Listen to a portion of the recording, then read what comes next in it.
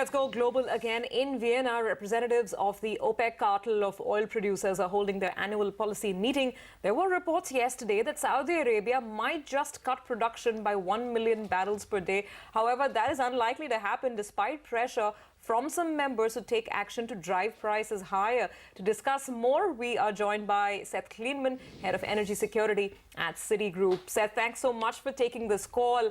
Will they, won't they? The market is awash with speculation. They're pumping, what, I think about 30 million barrels a day.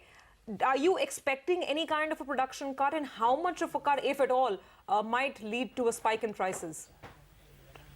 I mean, the odds of any cuts happening at all are minuscule. Saudi Arabia has been very clear and consistent in terms of its verbal messaging, and also, crucially, just earlier this week, they released their monthly pricing for Asia, and they cut prices. So you're not cutting prices if you're then going to be cutting output. So it looks pretty clear that there's going to remain status quo. OPEC's producing about 32 million barrels a day, and they're going to keep doing that. I don't expect any change in quota or any change in cut.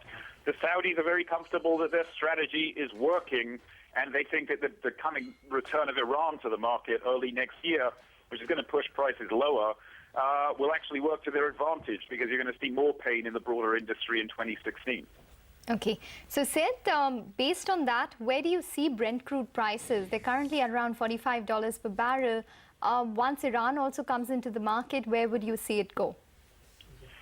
Well, you're running a real risk of hitting capacity constraints in terms of just running out of places to store crude on land. We're on course to run into problems in the first half of the year as is, and when you throw in an extra 500,000 barrels a day of Iranian crude, that looks like a very, very significant risk for the market. And having sub-$40 Brent looks quite likely for some period of the first half of next year. But we do think that Saudi Arabia is right to believe that you will see a tighter market in the second half of the year as you see further reductions in U.S. production, and then also, presumably, as we see these low oil prices affecting production in some other non-OPEC countries, you could start to see some material declines showing up in the second half of the year, and prices recovering to above 50 in the second half of the year. But the first half of the year looks very weak. So, Seth, if you could give us a range, since we're probably looking at more weakness with the Iranian oil coming in, how weak, how much lower? I think sub-$40 Brent is looking very, very likely for what the first or second quarter of next year. So, high 30s, mid 30s. That's a pretty low price level for this industry. You're already, crucially, in 2015, U.S. producers in particular were very well hedged. Yeah, so now they're going into 2016 much less well hedged. Roughly speaking, they were about 75% hedged at decent price levels. In 2015, they're about 25% hedged in 2016. So they'll be heading into 2016 with low prices and without the protection that hedges would offer. So it does look like you're going to see real pain in the U.S. industry, but that should help clean up the market in the second half of the year. Okay. What is your sense in terms of the Fed meet on the 15th of December on the repercussions for crude prices? Would that be a game changer at all?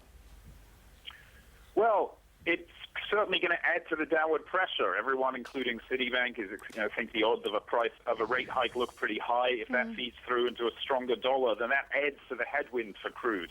Now, this week's euro, the lack of weakness in the euro, as the market seems unimpressed by Draghi's moves, has reduce those headwinds a little bit for crude, but still, if you've got a stronger rallying dollar, if you've got a broad rally in the dollar against both developed and emerging market currencies, that's going to be a further negative for crude.